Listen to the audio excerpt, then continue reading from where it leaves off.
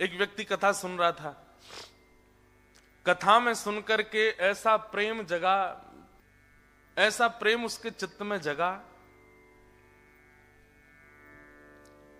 तुरंत वृंदावन पहुंच गया।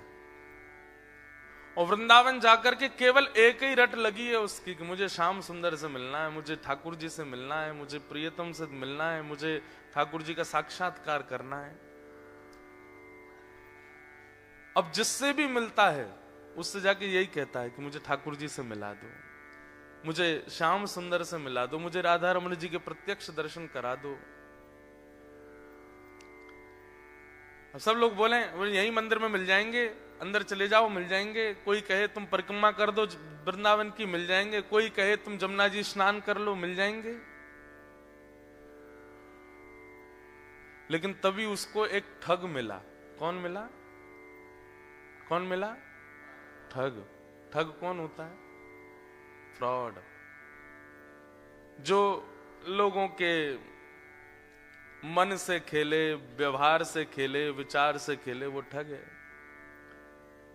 तो वो रोते रोते जा रहे थे, मुझे श्याम सुंदर से मिलना है, मुझे ठाकुर जी से मिलना है, जो विधि बताओगे वो करूंगा। ऐसी स्थिति एक बार रसखान की हुई थी।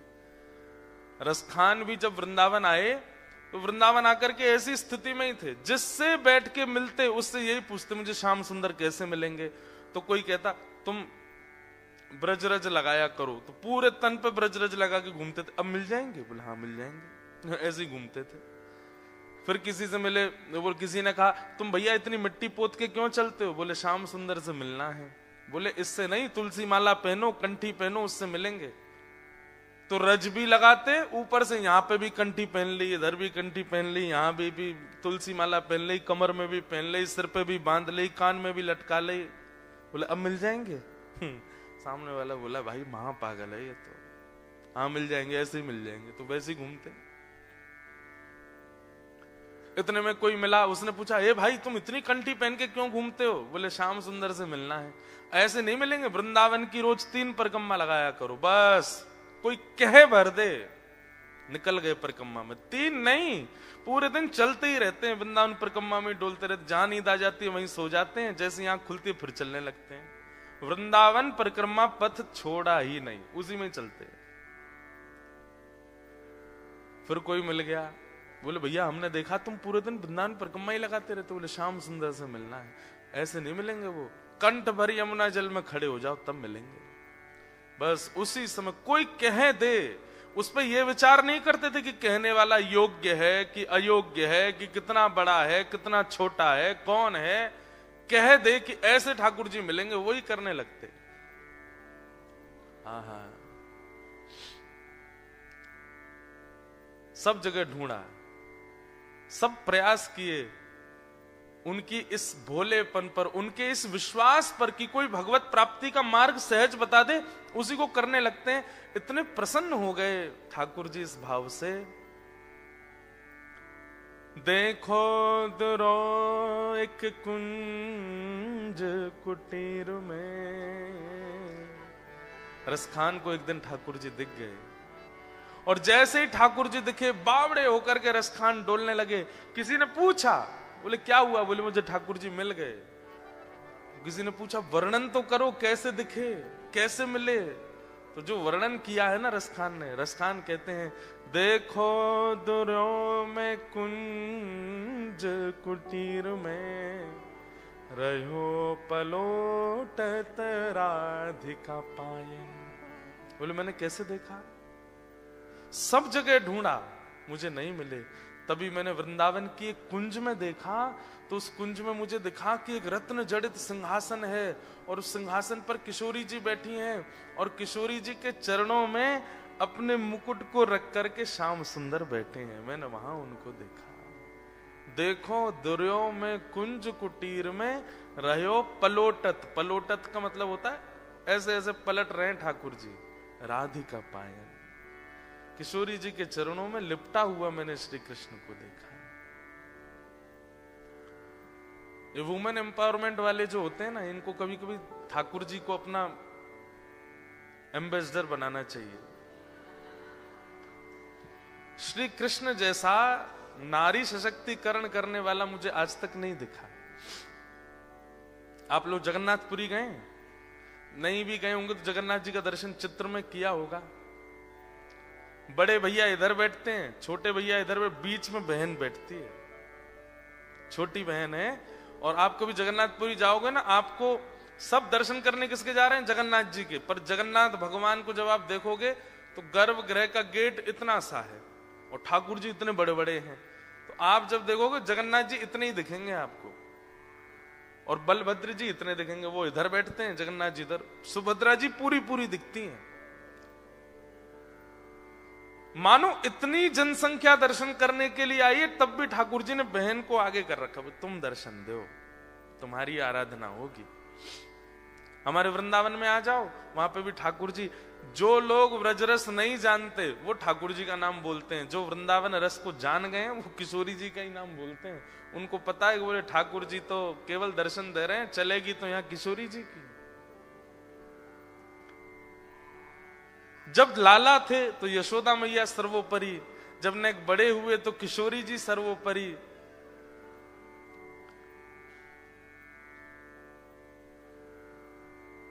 एक कन्या का, नारी का, मां का सम्मान कैसे होना चाहिए, श्री कृष्ण से सीखिए आप, उनसे जानिए। वही कहते हैं यत्र नार्यस्तु पूज्यन्ते रमन्ते तत्र देवता। जहां नारी का सम्मान नहीं होती, ठाकुर जी कहते हैं मैं वहां जाता ही नहीं हूं, मेरा वहां उपस्थितिकरण ही नहीं होता। इतना ठाकुर जी सम्मान करते हैं। तो रसखान कहते हैं कि मैंने किशोरी जी के चरणों में लोटा हुआ श्री कृष्ण को देखा, लेटे हुए श्री कृष्ण को देखा, चरणों में लेटे हुए हैं। श्री जयदेव महाप्रभु गीत गोविंद की रचना कर रहे थे, तो एक पद लिखते लिखते उनके मन में जो भाव आता था वो लिखते थे। तभी उनके मन में यही भाव आया कि ठाकुर जी किशोरी जी के चरणों में सिर रख करके प्रणाम कर रहे हैं। लेकिन लिखने में वो विचार करने लगे, ये भाव लिखूंगा कहीं अनुचित तो नहीं लगेगा। इधर देखो सब लोग सुनो, मन में जो भाव आता लिख देते। अब तभी मन में भाव आया कि ठाकुर जी किशोरी जी के चरणों में प्रणाम कर रहे हैं, तो मन में भाव आया, अब लिखते लिखते रुक गए जयदेव, कैसे लिखूं, कहीं ऐसा ना हो कि मेरी बात अनुचित हो जाए। वहीं रोक दी अपनी कलम, और कलम रख करके गीत गोविंद की पत्रिका विराम दे करके पत्नी से बोले, देवी अभी आगे की पंक्ति याद नहीं आ रही, सोचने लगे कुछ और आएगा तो वो लिखूंगा। पर जयदेव महाप्रभु के चित्त में उनकी भावना थोड़ी आती थी, वो तो ठाकुर जी भावना करते हैं, वही वो लिखते थे। लेकिन जयदेव महाप्रभु ने उस बात को लिखा नहीं कि किशोरी जी के चरणों में श्री ठाकुर जी के मस्तक रखे हैं। अधूरा छोड़ करके जयदेव महाप्रभु जैसे ही बाहर गए, पत्नी से बोल गए, देवी हम स्नान करने जा रहे हैं, तुम भोजन की व्यवस्था कर लो और फिर आकर के हम भोजन करेंगे, फिर कुछ याद आएगा तो आगे लिखेंगे। जयदेव महाप्रभु जैसे ही गए, इतने में ठाकुर जी जयदेव महाप्रभु का रूप बना के आ गए। जयदेव महाप्रभु संकोच कर रहे हैं लिखने में, तो ठाकुर जी ही जयदेव महाप्रभु बन के आए। और तुरंत जैसे लौट कर गया तो पत्नी बोली, अरे आप तो स्नान करने गए थे, इतनी जल्दी कैसे आ गए? अरे देवी मुझे वो पंक्ति याद आ गई, मैं लिख दूं। और जो जयदेव महाप्रभु सुन रहे थे और लिखने में संकोच कर रहे थे, ठाकुर जी ने वही लिख दिया, किशोरी जी के श्री चरणों में मेरे मस्तक हैं, लिख दिया।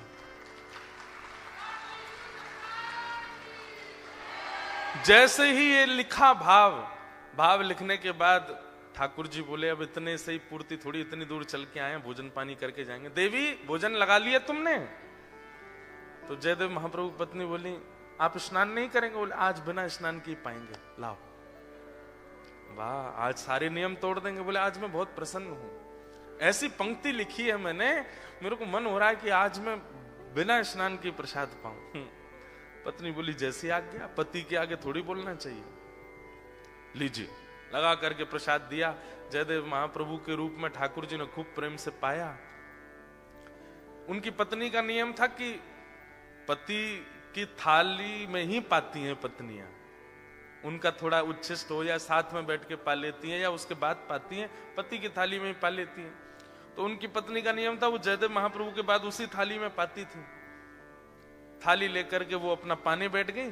जयदेव महाप्रभु, अब हम जा रहे हैं नहाने के लिए, हाँ तुम पालो। ठाकुर जी जैसे कि इतने में असली जयदेव महाप्रभु आए। जैसे ही घर में आए, देखा पत्नी प्रसाद पा रही। देवी आज इतनी भूख लगी कि हमसे पहले ही पा लिया। पत्नी बोली, वाह अभी तो आप पाके गए हो। बोले, मैं कब पाके गया, मैं तो बोल के गया था कि प्रसाद की तैयारी कर लो। अरे कितनी जल्दी भूल गए, अभी आप आए लौट करके बोले पंक्ति याद आ गई है, आपने पुस्तक उठा के पंक्ति लिखी, उसके बाद बोले प्रसाद पवा दो। मैंने बोला भी कि बिना नहाए पाओगे, बोले हाँ आज बहुत प्रसन्न हूं। पाके चले गए स्नान करने, और आप कह रहे हो ये सब क्या। जयदेव महाप्रभु बोले, पंक्ति लिखी, हाँ आपने गीत गोविंद में पंक्ति लिखी। दौड़ करके जैसे ही जयदेव महाप्रभु ने पंक्ति, जो उनके मन में आ रहा था, जो वो लिखने में घबरा रहे थे, वही पंक्ति वहां लिखी हुई थी, जो कि स्वयं श्री जगन्नाथ भगवान लिख करके गए। देवी के पास गए, बोले देवी थाली कहाँ है। बोले ये रही। बोले इसमें से मुझे पाने दो, जल्दी पाने दो। और बोली मैं अपना झूठा नहीं पवाऊंगी आपको। अरे तू छोड़, तेरा झूठा नहीं है ये। वो कोई और नहीं थे, वो स्वयं ठाकुर जी आए थे। मैं संकोच कर रहा था लिखने में, उस संकोच को बदलना चाह रहा था मैं, लेकिन मेरी अनुपस्थिति में ठाकुर जी आए, लिख करके गए, और तेरे हाथ से बनी प्रसादी पा करके अपना उच्छिष्ट प्रसाद तुझको दे करके गए। मुझे दे दे, उसमें से 2-3 कण दे दे। वो ठाकुर जी पा करके गए। ऐसे जयदेव महाप्रभु। तो ये व्रज का भाव है। वहां किशोरी जी कौन है, बंधुओं श्री राधा रानी कौन है, ध्यान से सुनिएगा। व्यक्ति को जब अत्यंत आनंद आता है, तो देखो यहां बैठे हर व्यक्ति, मुझसे लेके पीछे तक, हम सबको जब भी बहुत आनंद आता है तो हम सबकी एक कोई ना कोई क्रिया है, हम वो करते हैं। जैसे कोई व्यक्ति है वो जोर से नाचने लगता है जब उसको बहुत आनंद आता है। कोई व्यक्ति है उसको बहुत आनंद आता है वो रोने लगता है। कोई व्यक्ति जिसको आनंद आता है वो चिल्लाने लगता है। कोई व्यक्ति उसको बहुत आनंद आता है तो बड़े उल्टे सीधे काम भी करते हैं लोग। कई लोगों को बड़ा जोर से आनंद आता है तो सिर के बल लुढ़क ही मारते हैं, करते हैं। कोई कूदने लगता है, कोई चिल्लाता है। ऐसे ही श्री कृष्ण को जब बहुत आह्लाद होता है तो श्री ठाकुर जी प्रकट नहीं कर पाते। ब्रह्मांड नायक है ना, इसलिए ठाकुर जी ने विचार किया मैं क्या करूं, मेरा अत्यंत आह्लाद, जो मेरा जो आनंद का स्वरूप है, जब मुझे बहुत प्रसन्नता होती है तो मेरे हृदय में जो आह्लाद है मैं उसको कैसे प्रकट करूं। तब ठाकुर जी ने एक दिन मन में विचार किया कि आज मैं अपने आह्लाद स्वरूप को प्रकट करूंगा, जो मेरे चित्त में आनंद आता है उसको मैं प्रकट करूंगा। और जब ठाकुर जी ने अपने चित्त के आह्लाद को प्रकट किया तो वही आह्लाद ही श्री किशोरी जी के रूप में प्रकट हुआ। इसलिए ठाकुर जी की आह्लादनी शक्ति है कौन, श्री राधा रानी। ठाकुर जी का अद्भुत सुख, अद्भुत आनंद, अद्भुत उत्साह, अद्भुत प्रेम, वो सब एकत्रित हुआ हृदय में, और वही श्री ठाकुर जी से प्रकट हुआ श्री किशोरी जी के रूप में, श्री लाडली जी के रूप में। इसलिए ठाकुर जी सदा उनको निहारते हैं। कई लोगों के मन में बहुत प्रश्न आते हैं, क्योंकि हम लोग आजकल के सीरियल्स देखते हैं, आजकल की मूवीज देखते हैं, तो आजकल के लड़का लड़की की तरह ही हमको दिखते हैं। ठाकुर जी का वो आह्लाद है, ठाकुर जी नित्य देखते हैं किशोरी जी को, उसी से ही प्रसन्न होते हैं, उसी से ही आनंदित होते हैं। तो रसखान को वही दर्शन हुए। देखो दुर्यो में कुंज कुटीर में रहो पलोटत राधिका पायन। किशोरी जी के चरणों में लोटा हुआ मैंने कृष्ण को देखा। परंतु ये भगवत साक्षात्कार रसखान को, जयदेव महाप्रभु को, सूरदास जी को कैसे हो रहा है? केवल एक क्रिया, गुरु के प्रति अटूट विश्वास। हमारे गुरु चाहे जैसे ही हैं, पर हमारे गुरुदेव अगर आज्ञा कर दें, उनकी वाणी अगर सुन लें, उनके प्रवचन सुन लें, उनकी बात जो है हमारे चित्त में घर के बैठ जाए, उस पर फिर दोबारा संशय ना हो। बस ये बिना संशय की बुद्धि जो गुरु के प्रति है, यही भगवत दर्शन कराती है। तो एक व्यक्ति को ठग मिला, वही बता रहे थे ना, वो सबसे पूछे मुझे ठाकुर जी कैसे मिलेंगे, तो इतने में ही सब बोलते मंदिर में चले जाओ, कोई कहता परिक्रमा लगाए आओ, कोई कहता ये कर लो, लेकिन नहीं मिले ठाकुर जी। तो रोता रोता एक गली में पहुंचा, तो वहां से एक ठग आ रहा था, उससे पूछने कि मुझे ठाकुर जी कैसे मिलेंगे। तो ठग ने देखा, बोले कि इसकी स्थिति बड़ी भावुक है, रो रहा है और ठाकुर जी से मिलने के लिए बड़ा व्याकुल है, लेकिन इसके हाथ में 2-3 सोने की अंगूठी हैं, गले में एक चैन भी पहनी है, उसके पास में बैग है, उसमें भी कुछ तो रुपए पड़े ही होंगे, चलो इसको मिलवाते हैं ठाकुर जी से। बोले मेरे साथ चलो, मेरे पीछे पीछे चलो। और जैसे बोला पीछे, वो तो इतना उत्साहित हो गया, चलो चलो मिलवाओ ठाकुर जी से। जमुना जी ले गए।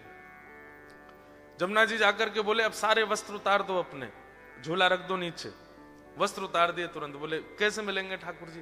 बोले जितना पहना है सोना चांदी सब उतार दो। सब उतार दिया। बोले बस एक वस्त्र में रहो, जाओ कंठ भर जमुना जी में खड़े हो जाओ।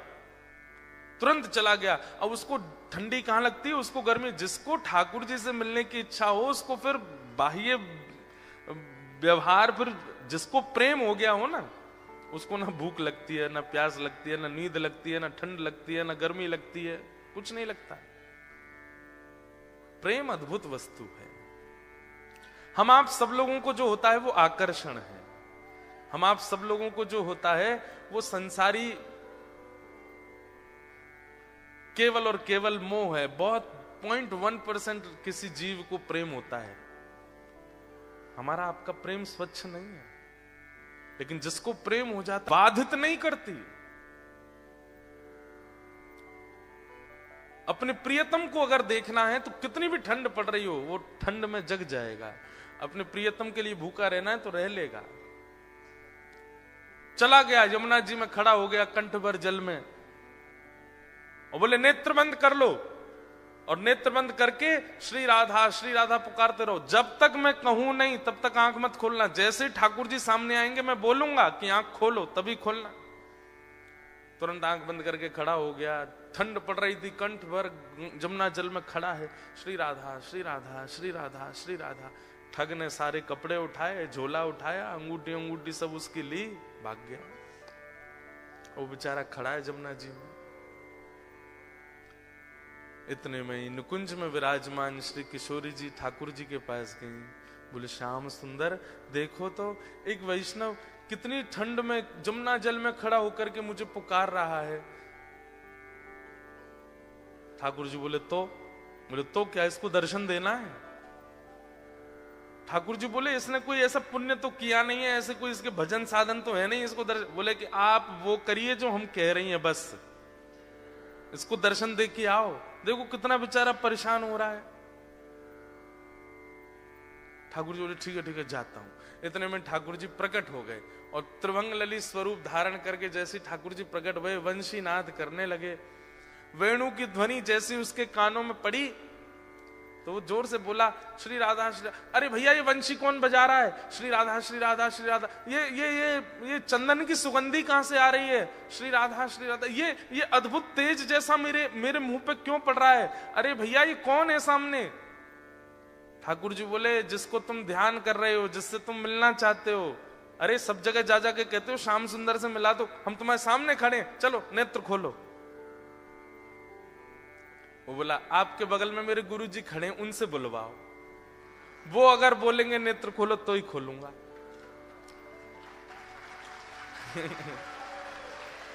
ठाकुर जी आप आ गए, बहुत अच्छा किया आपने अपने वचन का निर्वहन किया, पर आपके बगल में मेरे गुरु जी खड़े हैं, वही मुझे लेकर के आए थे। उन्होंने ही कहा था जमुना जी में खड़े हो जाओ, राधा राधा जपो।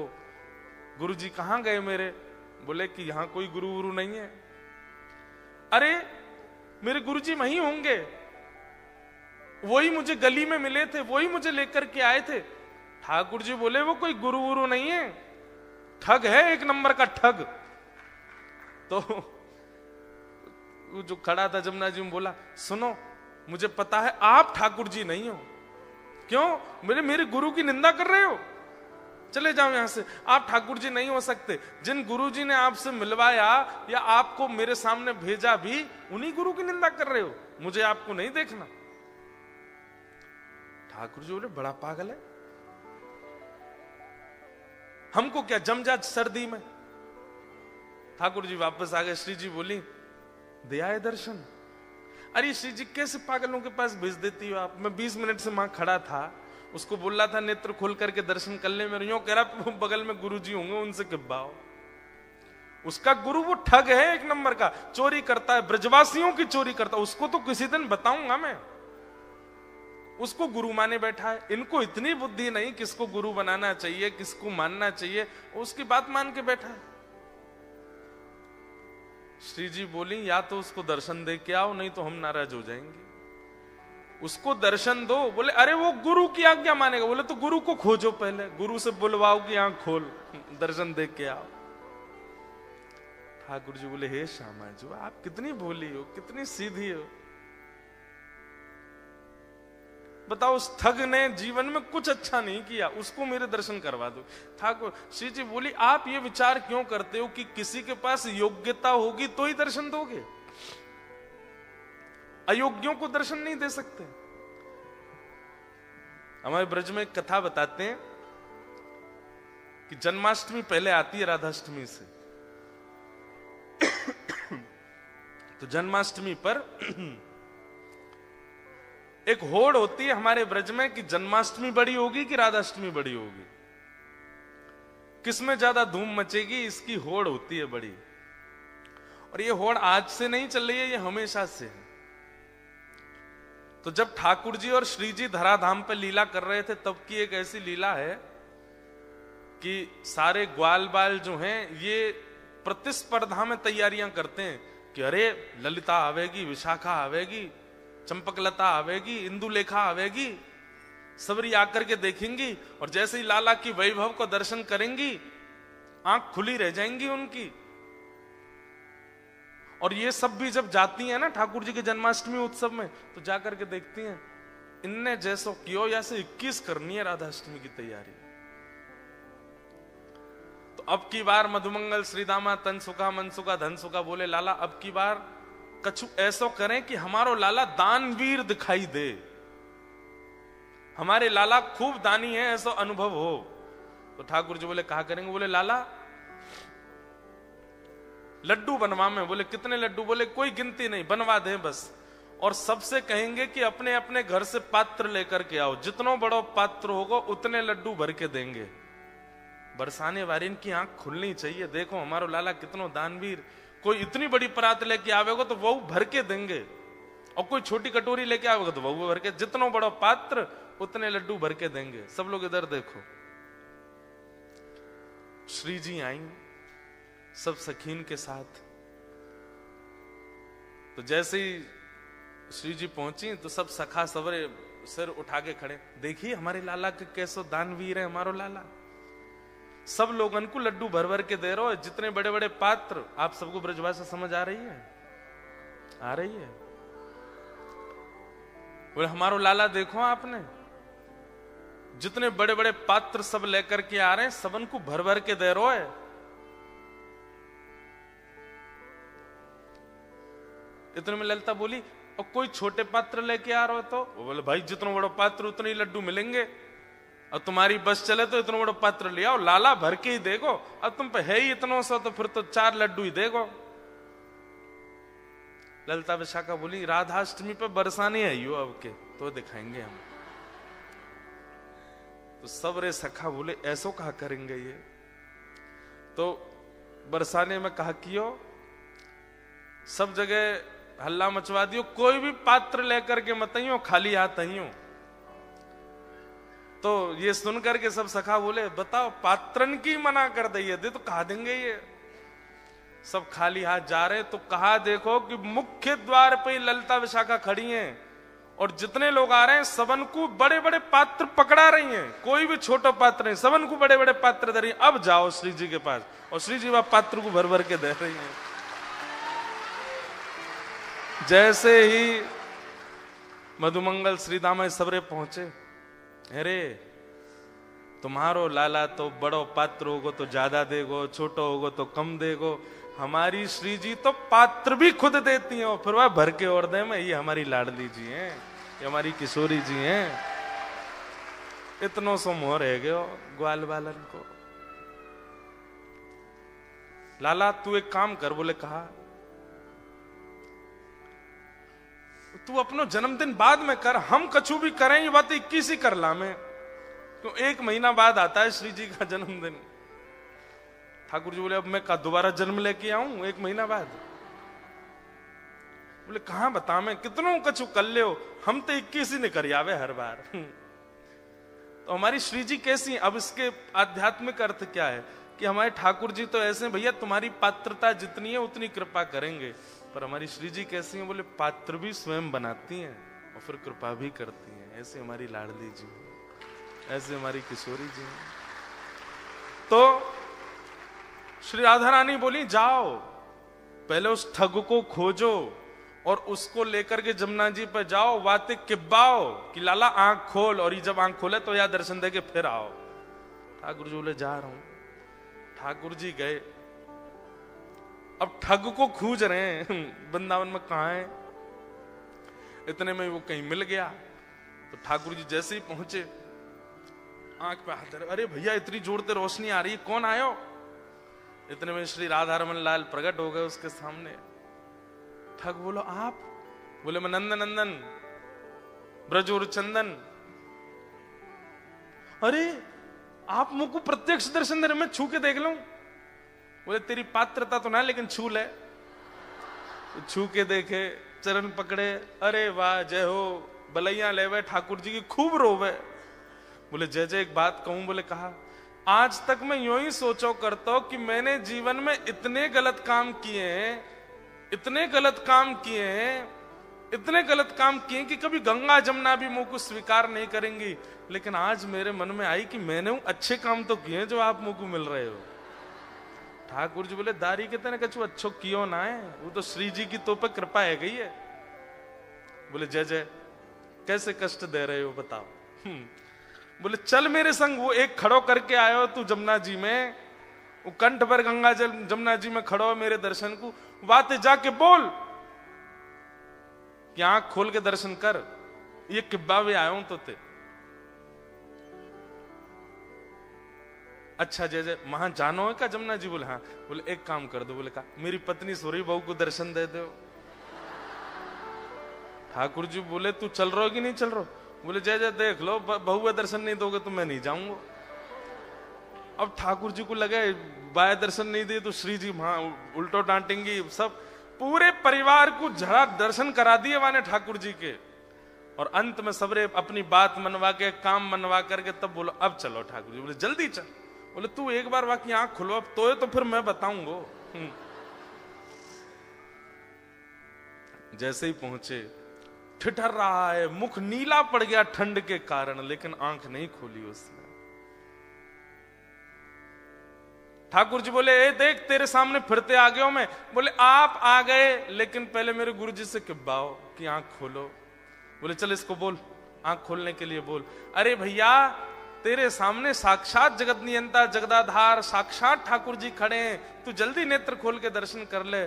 जैसे ही उसने नेत्र खोले, श्याम सुंदर खड़े हैं, मधुर वेणु बजा रहे हैं, त्रिभंग लली हैं, मोर मुकुट पहना है, सुबह से श्रृंगार करके डोल रहे ठाकुर जी मेरे दर्शन करेगो। उसने कही जय जय मैं आपको प्रणाम कर लूं। बोले जल्दी आप प्रणाम करो। बोले गुरु जी से किब्बाओ पहले। बोले इसको बोल मुझे प्रणाम करे। बोले आओ भैया प्रणाम करो। बाहर आकर के उसने प्रणाम किए, फिर गुरुदेव को प्रणाम। ठाकुर जी उस पर इतने रिझ गए, बोले ये गुरु नहीं है, ये महाठग है, ये महाचोर है, लेकिन इसने ये बोल दिया था कि मैं ठाकुर जी से मिलवाऊंगा, तो तेरे में इतना विश्वास आ गया कि इसकी बात को तू पत्थर की लकीर मान के चल रहा है। मैं तो बहुत प्रसन्न हूं। और ठाकुर जी ने उसको हृदय से लगाया तो दूर खड़ा ठग रो रहा था। बोले जय जय आप इसको इतना प्रेम क्यों करो? बोले है ही इतना प्रिय।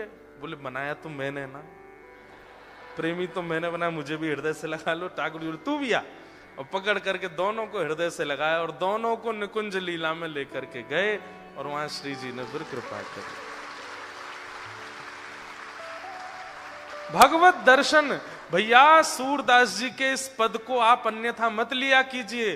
सूरदास जी स्पष्ट कहते हैं इस कलिकाल में और कोई साधन ही नहीं है, साधन और नाहिया कली में जासो होत निवेरो, भरोसो दृढ़ चरणन केरो।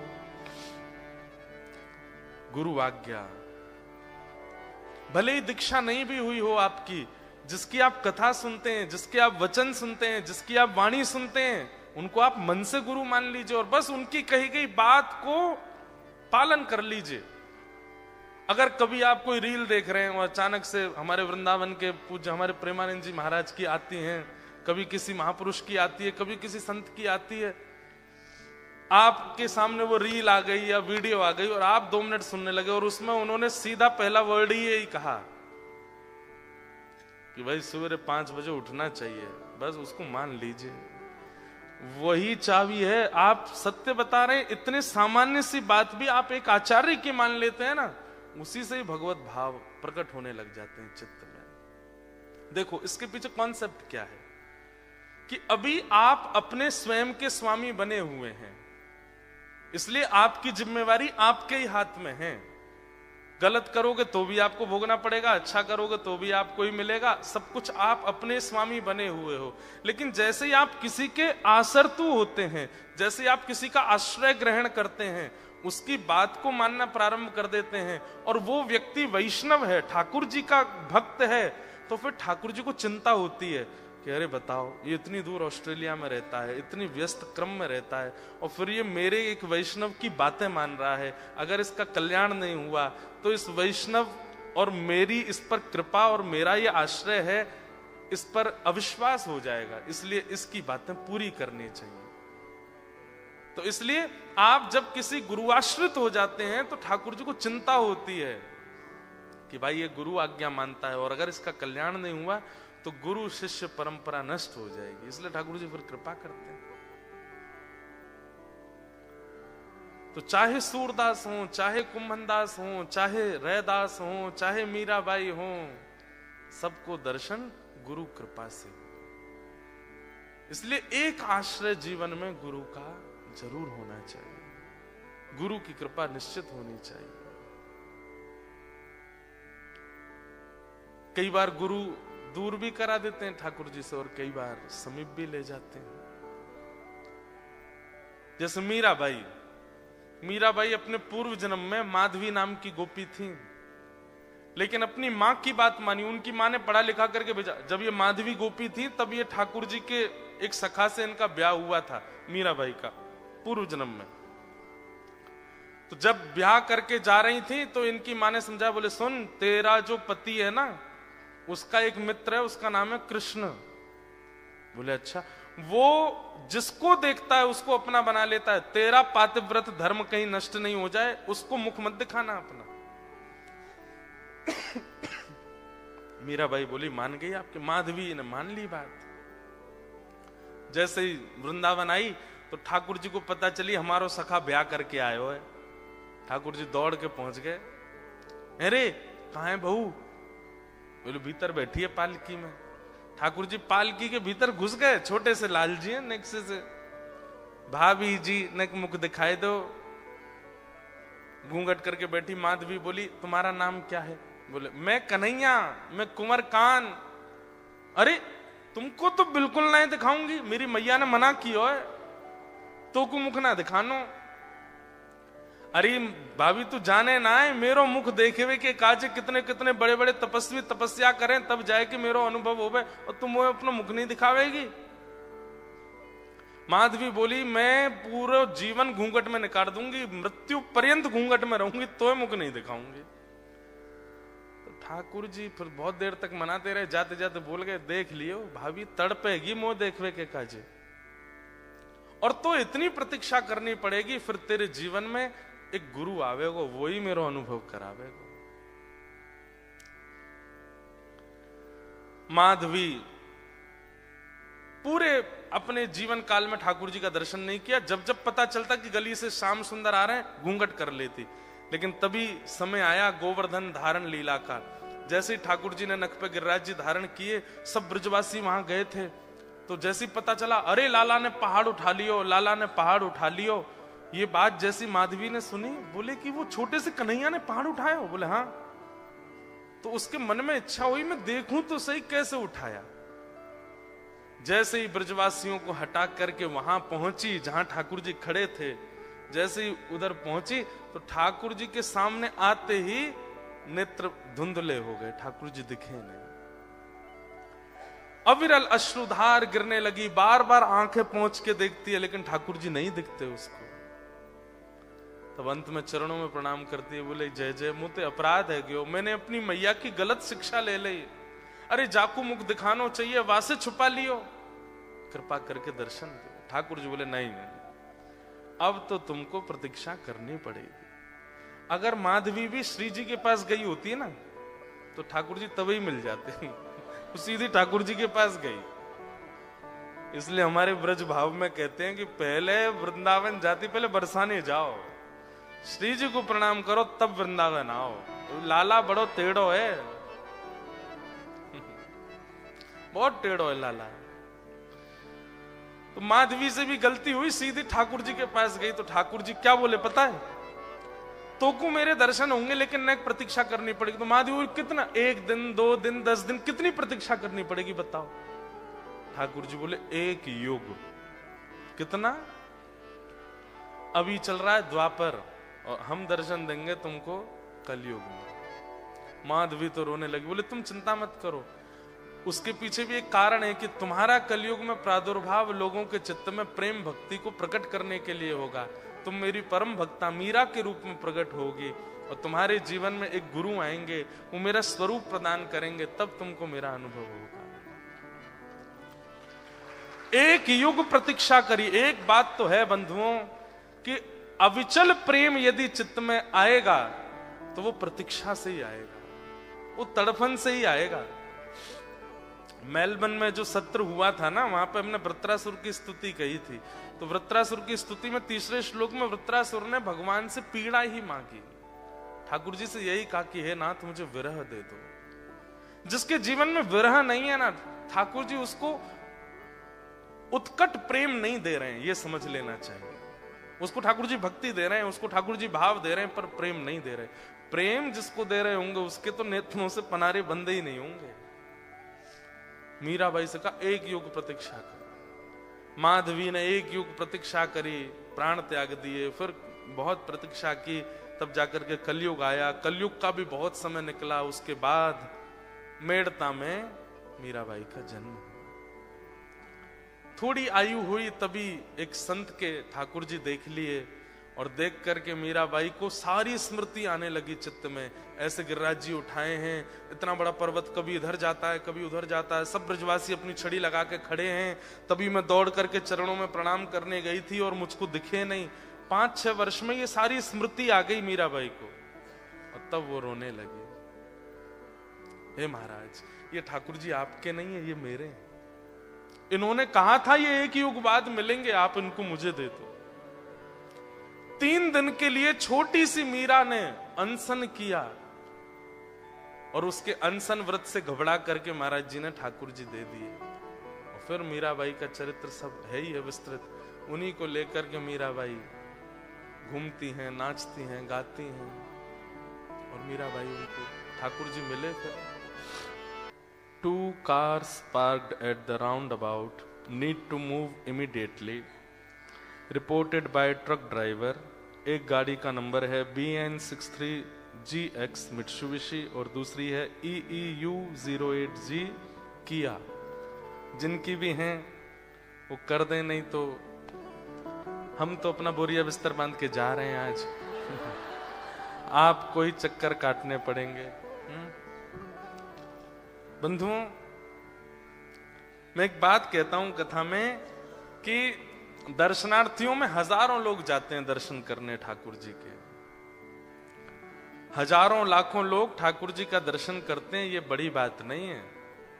उन हजारों लाखों में ठाकुर जी किसको देखते हैं, ये बड़ी बात है, ये विशेष बात है। कथा और गुरुजन, रसिक जन, संत जन, महत पुरुष जन ये आपका श्रृंगार करते हैं अपनी बातों से, अपने भावों से, अपने विचारों से, ये आपका श्रृंगार करते हैं। और वो वैसा श्रृंगार कि उस श्रृंगार से ठाकुर जी आपसे रीझ जाएं। हमारे ब्रज के संत हों, हमारे भारत के ऋषि हों, हमारे भारत के कथा वक्ता हों, वे अपने भावों से, विचारों से आपका श्रृंगार करते हैं, ताकि उस श्रृंगार को करके आप जब हृदय लेकर के ठाकुर जी के सन्मुख जाओ तो भले ही लाखों की भीड़ हो, लेकिन ठाकुर जी आपको देख लें, ठाकुर जी की दृष्टि आप पर पड़ जाए। मीराबाई ठाकुर जी को नहीं देखती थी, ठाकुर जी मीराबाई को देखते थे। पूरी दुनिया ठाकुर जी को देखती, पर ठाकुर जी सूरदास को देखते थे। पूरी दुनिया ठाकुर जी को देखती, पर ठाकुर जी कुंभनदास को देखते थे। एक हमारे श्री गौड़िया वैष्णव परंपरा के एक अद्भुत महापुरुष हुए श्री माधवेंद्र पुरी दास। आप जगन्नाथपुरी जा रहे थे, तब जगन्नाथपुरी के मार्ग में ही एक सुंदर स्थान पड़ा, गोपीनाथ भगवान का मंदिर। बंगाल में या उड़ीसा में श्री गोपीनाथ जी का वो स्थान है। वो गोपीनाथ जी बड़े अद्भुत हैं।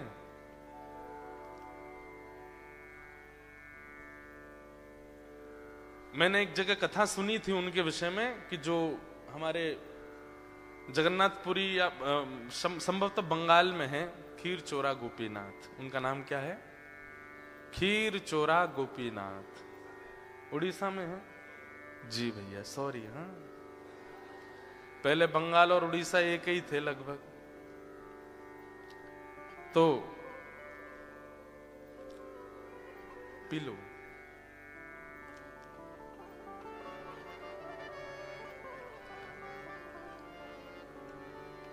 उड़ीसा में खीर चोरा गोपीनाथ, पहले उनका नाम केवल गोपीनाथ था। और ऐसी कथा बताते हैं कि जब प्रभु श्री राम वनवास के लिए जा रहे थे तो एक स्थान पर जाकर के एकांत में ठाकुर जी बैठते थे थोड़ी देर। तो किशोरी जी ने एक बार जिज्ञासा की कि आप क्या ध्यान करते हो, मतलब सीता जी ने। तो ठाकुर जी बोले कि मैं द्वापर में जो प्रकट होने वाला मेरा स्वरूप है उसका चिंतन करता हूं। तो सीता जी बोली हमको भी दर्शन कराओ, वो द्वापर का स्वरूप आपका कैसा होगा। तो राम जी बोले समय आने पर कराएंगे। तो राम जी रोज एक गुफा में जाते, वहां मना कर रखा था ना तो लक्ष्मण जी आना ना सीता जी आना, और एकांत में बैठ के राम जी अपने हाथों से ही ठाकुर जी का स्वरूप बनाते, अपना ही स्वरूप बना रहे थे द्वापर का। कहते हैं कि वही राम जी के द्वारा प्रतिष्ठित प्रकट स्वरूप वही गोपीनाथ जी हैं। उस रूप को देख करके सीता जी इतनी भाव विह्वल हो गई कि राम जी बगल में खड़े हैं, राम जी से कभी दृष्टि हटती नहीं थी सीता जी की, लेकिन गोपीनाथ जी का रूप देख करके सीता जी बोली आपसे ज्यादा प्रिय तो ये लग रहे हैं, कृपा कीजिएगा कि हमको भी अवसर मिले द्वापर में। बोले कि आप तो श्री जी बन के आओगे ही, आपको तो आस्वादन होगा ही इस स्वरूप का। इतना सुंदर मधुर स्वरूप है ठाकुर जी का। तो माधवेंद्र पुरी दास जगन्नाथ दर्शन करने के लिए जा रहे थे। मैं ये बता रहा हूं कि ठाकुर जी लाखों की भीड़ में किसको देखते हैं। तो रास्ते में स्थान पड़ा, वहां गोपीनाथ जी का मंदिर था। तो माधवेंद्र पुरी पाद जी के चित्त में आया कि दर्शन कर लूं ठाकुर जी को। आज भी वहां नियम है कि 12 कुल्हड़ खीर का भोग लगता है ठाकुर जी को,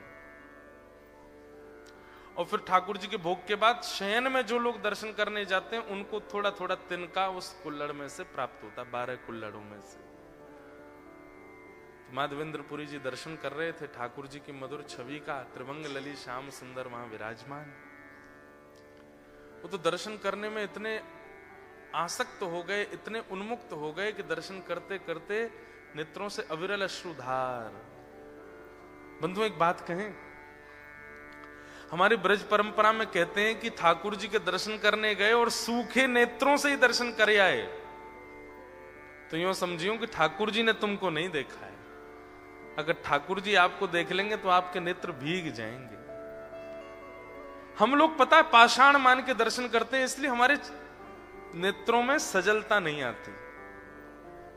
नहीं तो संसार में किसी अति आकर्षक का दर्शन जब करते हैं तो हमारे नेत्र पलक नहीं झपकते, हमारे नेत्र आसक्त होते हैं, रोंगटे खड़े हो जाते हैं। या फिर कभी कभी मुझे तो अनुभव होता है, छोटे छोटे बालकों के कभी मैं रूप देखता हूं, उनके मुखमंडल पर जो मासूमियत होती है, जो बहुत सरलता, सहजता और जो प्रिय भाव होता है ना, कभी कभी उससे सजल जैसे नेत्र हो जाते हैं कि कितने भोले हैं, कितने सीधे हैं।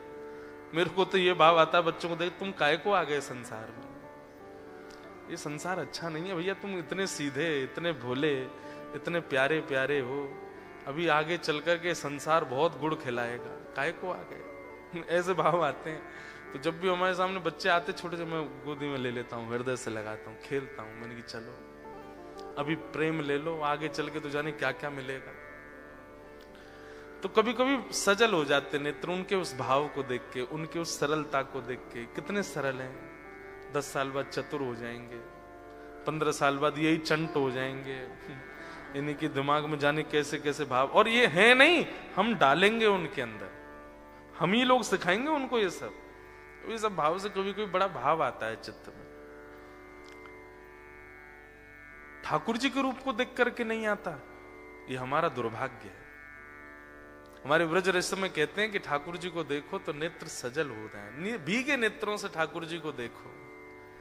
और ये भीग नहीं रहे जबरदस्ती कहीं जो है का विक्स विक्स लगा के मत चले जाना। महाराज जी बोला जगन्नाथपुरी में तो ऐसा होता है, जैसे ही आप जगन्नाथ जी के दर्शन करने जाओगे तो वहां के पुजारी जी ऐसे कपूर लगाएंगे आपके, उससे क्या है कि थोड़ी भीग जाते हैं नेत्र।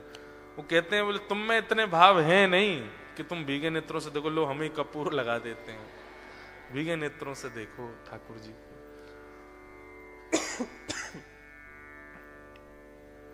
कुम्मनदास जी कहते हैं नयन भर देखूं नंद कुमार, नयन भर गाइए, देखूं नंद कुमार, नयन भर देखूं नंद कुमार, नयन भर देखूं नंद कुमार। जब नेत्रों में भर के श्याम सुंदर को देखते हैं तो क्या होता है? ता दिन ते सब भूल गए हूँ, ता दिन ते सब भूल गई हूँ, बिसरोपन परिवार, बिसरोपन परिवार। खुद को भूल गए, परिवार को भूल गए, सब कुछ भूल भाल गए।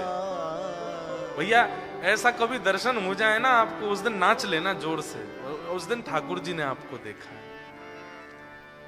जब याद है कि मैं कौन हूं, कहां से आया हूं, कौन कौन आए हैं संग में, तो समझो कि अभी ठाकुर जी ने देखे ना आए हम।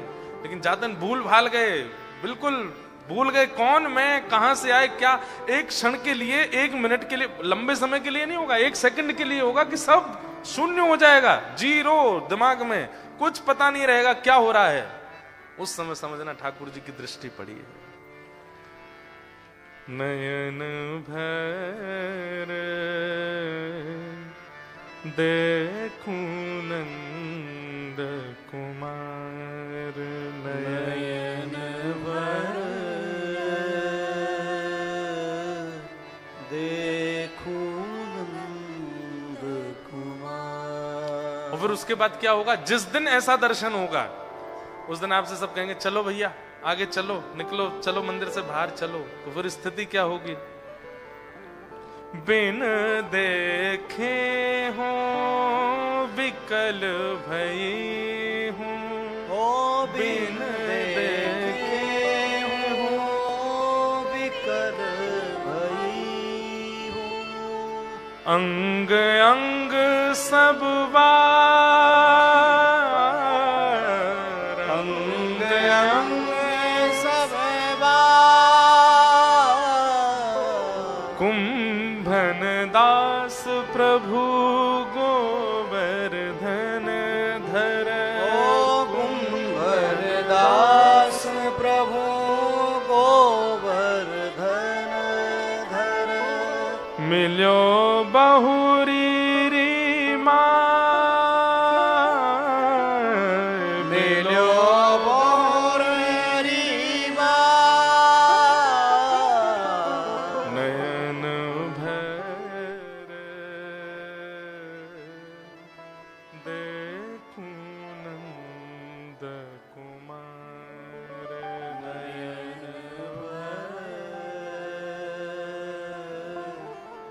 देखूं नंद कुमार।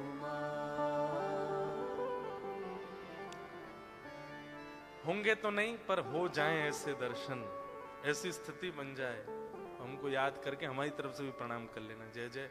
हमको महाराज जी बता के गए थे कि ऐसे दर्शन हो तो समझो ठाकुर जी ने आपको देखा, ऐसी स्थिति बन जाए तो समझो ठाकुर जी आपको देखा। अनेक वैष्णव गोपीनाथ जी के दर्शन कर रहे थे, पीछे खड़े थे श्री माधवेंद्रपुरी दास। और उस जमाने में इतनी भीड़ नहीं होती थी मंदिरों में, लेकिन दर्शन करके इतने भीगे नेत्रों से रुदन करने लगे, इतने भाव में चले गए कि उनकी स्थिति पागलों जैसी दिखने लगी। बगल में खंबा पकड़ करके रो रहे हैं, कभी नीचे बैठ के रो रहे हैं। तो पुजारी जी के मन में भेद आ गया, बोले ये तो कोई ऐसा ही है। तो जो खीर का प्रसाद था वो सब में बांट दिया, उनको नहीं दिया। कई बार ये भेद ठाकुर जी के समीप रहने वाले कर देते, पर ठाकुर जी नहीं करते। हमने अनुभव किया अपने गिरधर लाल जी के लिए। हम कितनी बार ऐसा विचार कर लेते हैं, इनकी गोद में ठाकुर जी की झांपी जी नहीं देंगे, इनके गोद में, इनके हाथ में नहीं देंगे ठाकुर जी। पर ऐसी कोई योजना बनती है, ठाकुर जी खुद चले जाते हैं। तो फिर मन में आता है, मैं तो सोचा था कि इनको नहीं देंगे, ये खुद ही चले गए। इनके ऐसी कोई योजना बनी कि जाना ही पड़ा उनके पास। तो समझ जाते हैं कि ठाकुर जी को ही जाना था। माधवेंद्रपुरी दास को खीर का प्रसाद नहीं दिया। मंदिर बंद हो गया, सब बाहर चले गए। आपका नियम था कि आप मांग करके भिक्षा नहीं लेते थे, कोई दे जाए तो ही पाते थे। व्रज से निकले थे जगन्नाथपुरी के लिए, जिस गांव में रुकते बैठ जाते, अगर कोई आके दे देता बाबा ने एक प्रसाद पाओ तो ही पाते, स्वयं नहीं मांगते थे। 5 दिन से कुछ पाया भी नहीं था, लेकिन बैठ गए एक वृक्ष के नीचे, बैठ के ये विचार करने, जय हो ठाकुर जी, आपकी बड़ी कृपा है। दुनिया के लोग तो एक ही एकादशी का व्रत करते हैं, मेरे तो 5-5 एकादशी अपने आप हो रही हैं, बढ़िया है। लेकिन ठाकुर जी को याद था कि माधवेंद्र जी को एक कण भी नहीं दिया पुजारी जी ने, उनको ये समझ के कि कोई ऐसे ही है। तो इतने में स्वप्न में अर्धरात्रि, उसी समय, सब लोग इधर देखो, उसी समय ठाकुर जी स्वप्न में पहुंच गए और पुजारी जी से कहने लगे, आपने आज दर्शनार्थियों में खीर बांटी, लेकिन एक मेरा परम भक्त आया, उसको नहीं दिया। पुजारी जी बोले, नहीं नहीं जय जय, मैंने सबको दिया। बोले नहीं दिया। बोले किसको नहीं दिया? बोले एक पीछे रो रहे थे, नेत्रों से आंसू गिर रहे थे बार बार। अरे जय जय, मेरे मन में दोष आ गया, मैंने ये सोचा ऐसे ही कोई है इसलिए नहीं दिया। बोले सुनो, उनको अभी दे के आओ। पुजारी जी बोले वो तो बट गई सारी खीर, हमने बांट दी, अब तो बची नहीं, अब रात में कहां से बनाऊं, आपको भोग लगाऊं फिर दे के आऊं? बोले नहीं। कितनी खीर का प्रसाद लगता? बोले 12 कुल्हड़। बोले कल कितने बांटे थे? बोले 12 ही बांटे। बोले नहीं, 11 बटे थे, एक हमने छुपा के अपनी जेब में धर लिया था, क्योंकि हमको पता था तुम ये करोगे। हमारी पीतांबरी में 1 कुल्हड़ धरा है। ये लाला जगन्नाथ जी का चित्र दिखा रही है, लाली ये बना के लाई है कोई बढ़िया सुंदर, तब से दिखा रही है जगन्नाथ जी, लाओ दे दो। मेलबर्न में हमने एक लाली बुलाई, कम से कम 50 आई मंच पे। आ जाओ दे दो, यहीं से चढ़ा दो ऊपर, वो घूम के आएंगी। ये पार, ये देखो,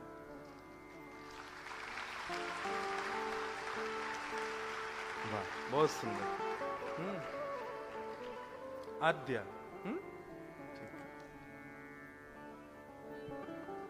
तो गोपीनाथ जी बोले पुजारी जी से, बोले मैंने अपनी पीतांबरी में छुपा रखी है, एक खीर प्रसादी दे के आओ।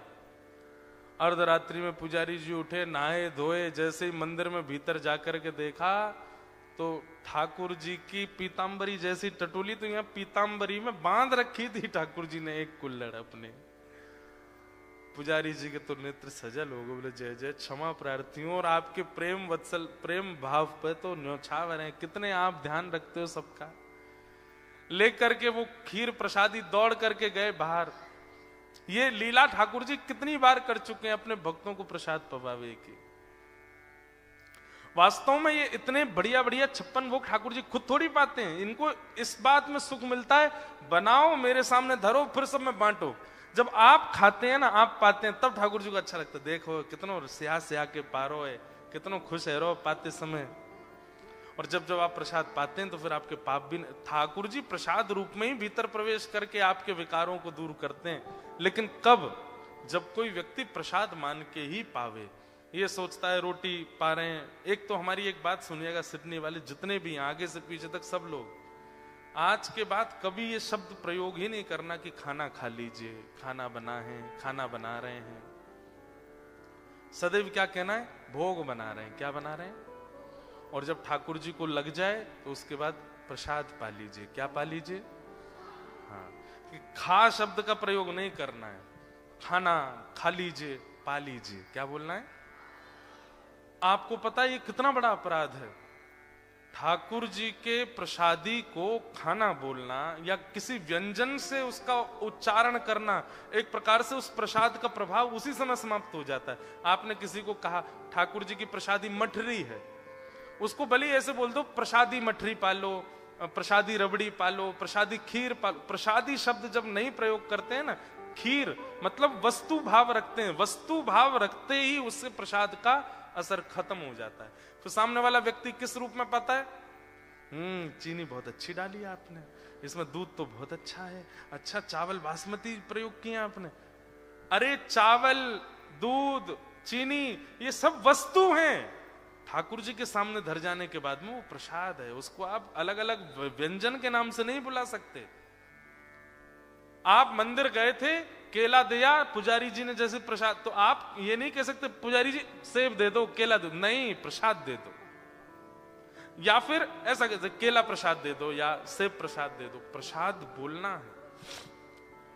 चैतन्य महाप्रभु इतने ध्यान रखते हैं इस भाव में, वो कहते हैं कि प्रसाद माने श्री कृष्ण, उनको आप व्यंजन कैसे बोल सकते हो? अब कोई व्यक्ति काला है और उसका नाम माधव है, और आप उसके पास जाके माधव ना, वो एक कालिया इधर आ, कितना विचित्र लगेगा उसको। अरे भाई मेरा नाम है, माधव हूं मैं। ऐसे ही जब ठाकुर जी के सन्मुख वस्तु पधरा दी जाती है ना, तो वो सौभाग्य चाहते हैं। फिर आप चावल को चावल बोलते हैं तो चावल को बड़ी तोहिन लगती है अपनी। अरे मैं प्रसाद बन गया हूं, तुम अब भी मुझे चावल बोल रहे हो। रोटी को रोटी बोलते हैं, रोटी को बहुत बुरा लगता है। और जब व्यंजनों को ही कष्ट होता है, वो व्यंजन भीतर जाकर के सुख कैसे देंगे? वो पेट खराब ही करते हैं, फिर वो हृदय गति को खराब ही करते हैं। हमारे वृंदावन में आप जाना कभी, जितने भजनानंदी महात्मा है ना, सबकी 500 होगी शुगर, सबकी शुगर इतनी बढ़ी हुई है, लेकिन फिर भी देखो चकाचक पाते हैं। आप कहोगे महाराज जी शुगर बढ़ रही है इतना, तुम प्रसाद के लिए मना कर रहे हो? ये प्रसाद है, ये हमारा अनित नहीं कर सकता। और कितने महापुरुषों को हमने देखा खूब 90-90 वर्ष के होके गए, चकाचक पाके गए। क्यों? क्योंकि उन्होंने उसके प्रति मिठाई का भाव नहीं रखा, चावल का भाव नहीं रखा, खीर का भाव नहीं रखा, प्रसाद का भाव रखा।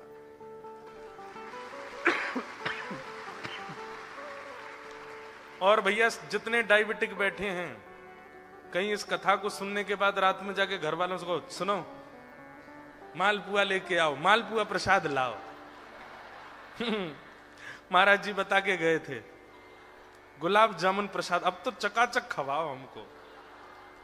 भाई उसमें भी तुम्हारी जीव तो है ना, ये लपलपानी नहीं चाहिए। उस भाव से पाओगे तो शुगर बढ़ेगी ही। महाप्रसादे गोविंदे, उनके प्रति साक्षात गोविंद की भावना रखो। साक्षात ठाकुर जी हैं और उसी भाव से उसको ग्रहण करोगे तो आज के बाद खाना नहीं बोलना। कम से कम इतने लोग ही सुधर जाएं तो बहुत हो जाएगा ना।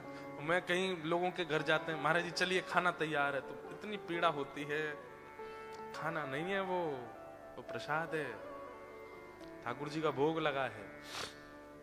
और दूसरा नियम बना लीजिए, कोई भी वस्तु ठाकुर जी को बिना निवेदित नहीं पानी है, ठाकुर जी को निवेदित करके पाओ। तो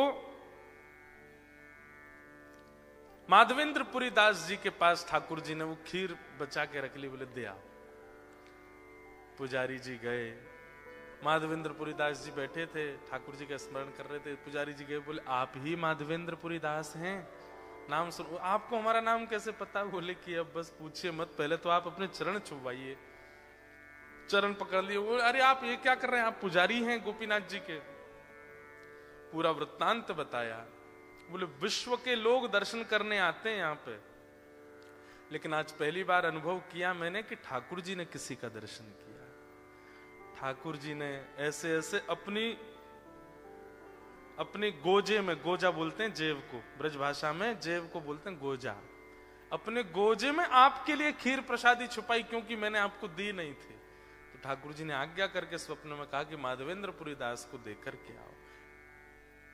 ये सुनते ही बोले अच्छा मेरे लिए खीर छुपा ली? बोले हाँ। नाचने लगे, बोले ये गोपीनाथ नहीं है, ये तो खीर चोरा गोपीनाथ है। कौन है? खीर चोरा गोपीनाथ। और उसी दिन से ठाकुर जी का नाम पड़ गया क्या? वहां बोलते हैं क्षीर चोरा, अब हमारे यहाँ क्षीर को खीर बोलते, तो खीर चोरा गोपीनाथ। आप दर्शन करते हैं ये एक बात है, ये सामान्य बात है। बंधु नित्य मंदिर जाओ, नित्य मंदिर जाओ, आप देखो ठाकुर जी को और प्रतीक्षा करो कि किस दिन आप देखोगे मुझे, किस दिन आप देखोगे मुझे, उसकी प्रतीक्षा करो। कुम्मनदास जी का वो पद है, उस पद में एक पंक्ति श्री कुम्मनदास जी महाराज कहते हैं, तू है सखी बड़ भाग बड़े, गोपाल तेरे घर आवत है। तू है सखी बड़ भाग बड़ी, गोपाल तेरे घर आवत है।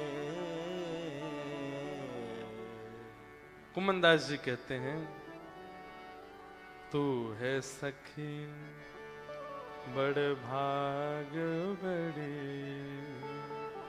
नंदलाल तेरे घर आवत है। तू है सखी बड़ भाग बड़ी, गोपाल तेरे घर आवत है। तू अपनो श्रृंगार करत है, तू अपनो श्रृंगार करत है। दर्पण हाथ दिखावत है, ये दर्पण हाथ दिखावत है। सब कोई इनके गुण गावत, सब कोई इनके गुण गावत, पर ये तेरो गुण गावत है। ये तेरो गुण गावत है। प्रेम तो तब जानो ना कि आपने प्रस्तुत किया और सामने वाला उसको स्वीकार करके अब वह भी प्रस्तुत करे। आपने प्रस्तुत किया, उसने स्वीकार किया, ये प्रेम नहीं है, पर उसने स्वीकार करके उसने भी प्रस्तुत किया, वो प्रेम है।